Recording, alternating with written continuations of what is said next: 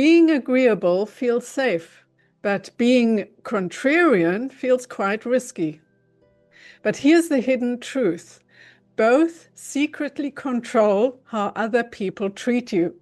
And ignoring this trap keeps your relationships very shallow.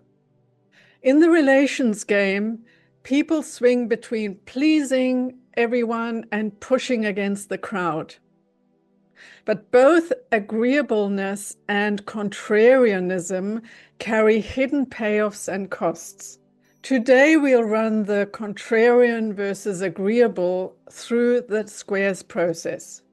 These are 4 angles that reveal why we lean into one or the other and how these unconscious patterns shape the depth and quality of our connections. Here's how to make this process personal to you. With every one of those 4 squares, ask yourself, what is true for me? Because if it's just theory, it's not going to land for you. You want to go to the moment where you have an aha moment, because that's when you can transform this dynamic in your life and not let it control you anymore. So let's get into the squares process. The squares process comes from a book by Leslie Temple Thurston, whose book, The Marriage of Spirit, shares how to run the squares process. And I just thought it was so useful because it's actually quite a logical game. And you don't have to think about your feelings so much, but actually answer certain questions, how they would be true for you. And we start by dividing a sheet of paper or a PowerPoint slide into 4 and answer 4 statements. I love being contrarian. I hate being contrarian. I love being agreeable and I hate being agreeable. Let's get into why would I love being contrarian? I stand out. My opinions make me memorable. Contrarianism gives me power. I influence thinking by challenging norms. I feel independent. My identity isn't defined by the group. Pushing back forces growth. I test ideas and people. Being contrarian creates excitement. Relationships never feel boring. I gain respect from those who admire courage and boldness.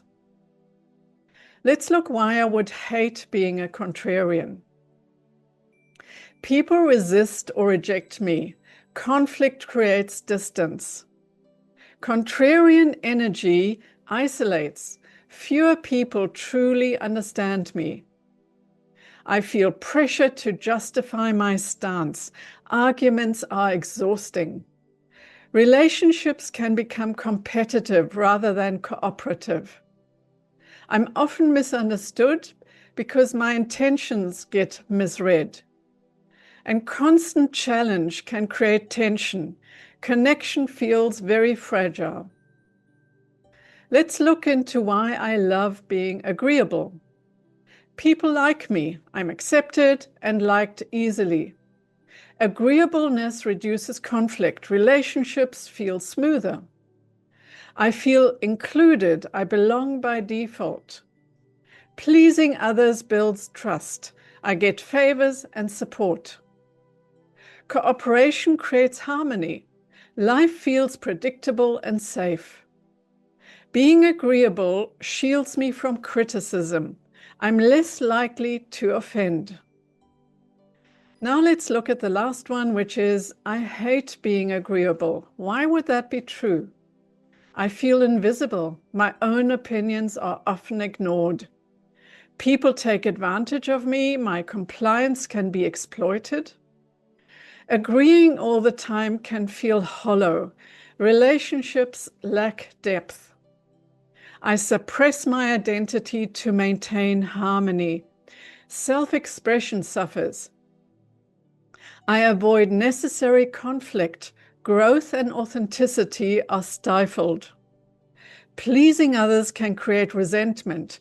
I sacrifice myself for approval. Can you see the dynamic? Contrarianism can create influence, but it isolates. Agreeableness brings harmony, but risks invisibility. Both sides hold hidden payoffs and pitfalls. The trap is actually thinking that in order to create harmony, you always need to be agreeable. The truth is that occasional contrarian moves actually builds respect, and strategic agreeableness maintains connection. So the game move is notice where you are bending too much. Assert your perspective. Notice when you push too hard. Soften to reconnect. That's how you win in the relationships game. If this polarity opened your eyes, your next move in the relations game is belonging versus exclusion. Because once you understand when to challenge and when to be agreeable, the deeper question becomes who really accepts you and where are you unconsciously being excluded? Click over here to watch that video now. It's the natural continuation that will reveal the deeper dynamics of inclusion and social impact.